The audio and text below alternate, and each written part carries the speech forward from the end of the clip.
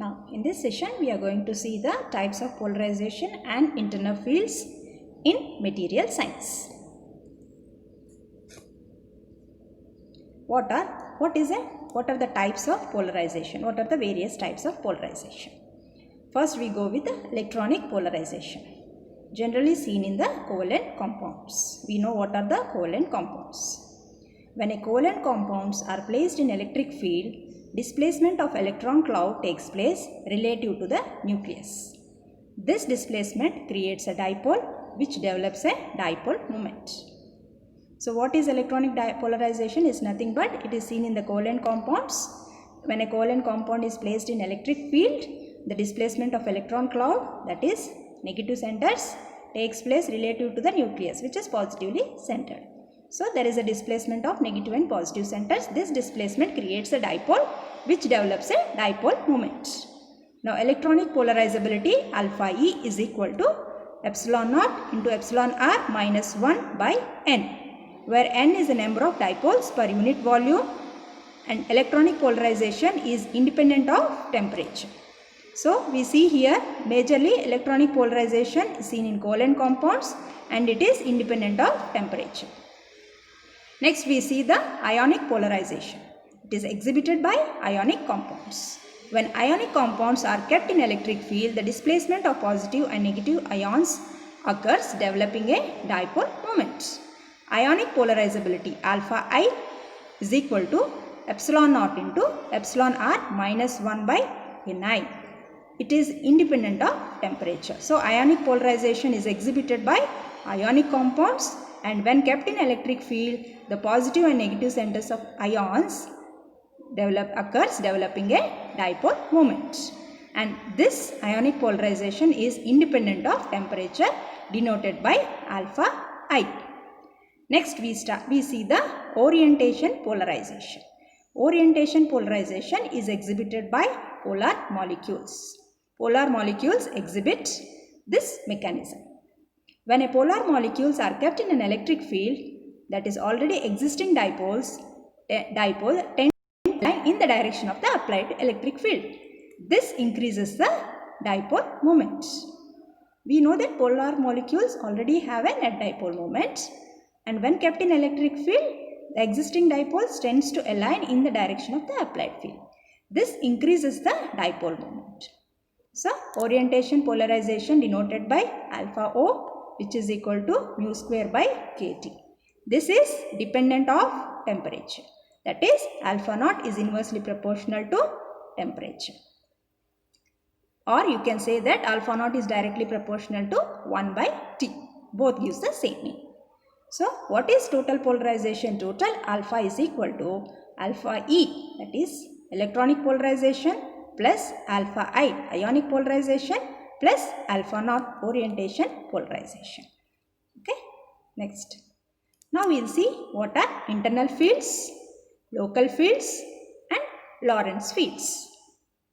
The total electric field in an atom site in a dielectric material due to applied external electric field and induced various fields is called as internal fields. That means the total electric field at an atom site in a dielectric material due to applied external electric field, that means due to applied electric field induced various electric fields, is called as a internal fields. Now we see the expression for internal fields by Lorentz method.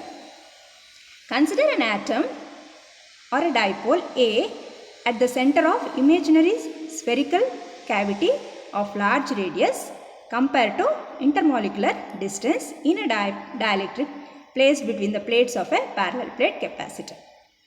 Now if you can see here in the diagram, it is clearly shown here.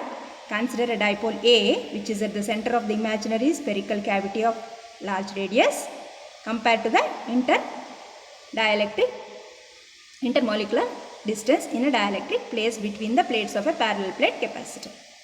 The electric field A is called the internal field.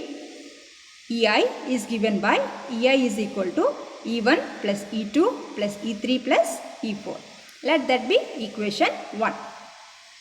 Now E1 is the field due to charge density on the plates of a capacitor, and E1 is equal to E plus P by epsilon naught. This is equation 2. Next is E2. Field due to polarized charges induced on the plane ends of a dielectric. That is E2 is equal to minus P by epsilon naught. This becomes equation 3. Next E3. Field due to polarized charges induced on the surface on a spherical cavity. That is E3 is equal to P by 3 epsilon naught. Let this be equation 4. So E4, that is field due to all the dipoles inside the spherical cavity, that is E4 equals to 0.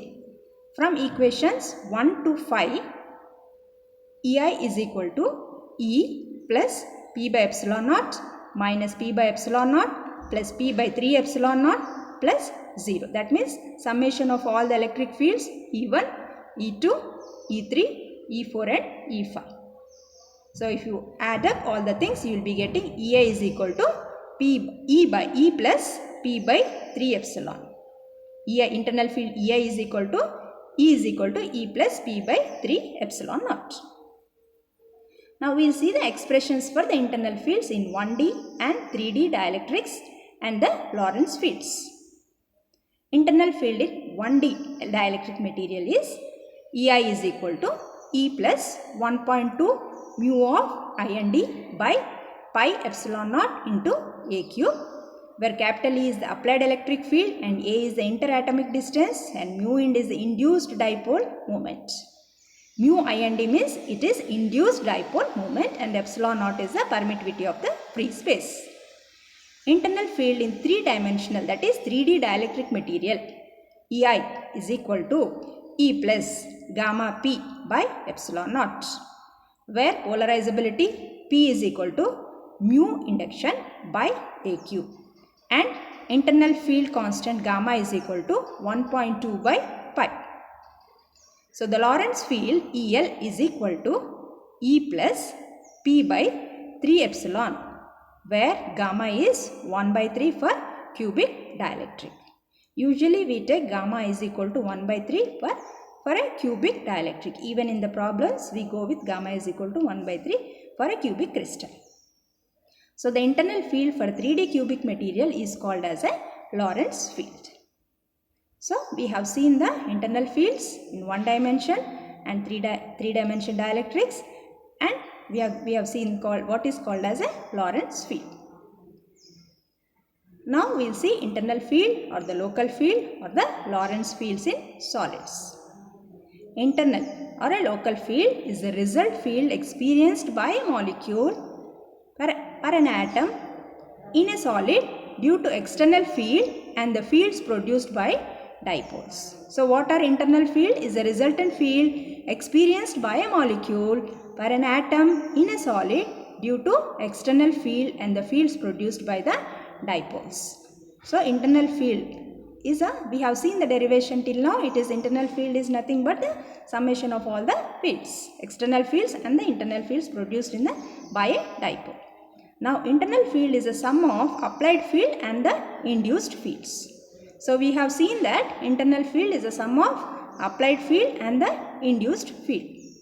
And this is what is mentioned in the dielectrics, which do not allow the passage of current, but when they are placed in a electric field, they get polarized, and this polarizing mechanism has been very widely used in various applications.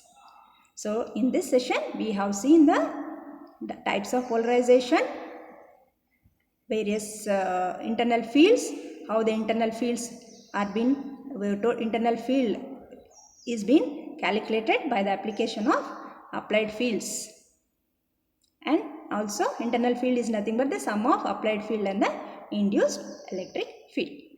Thank you.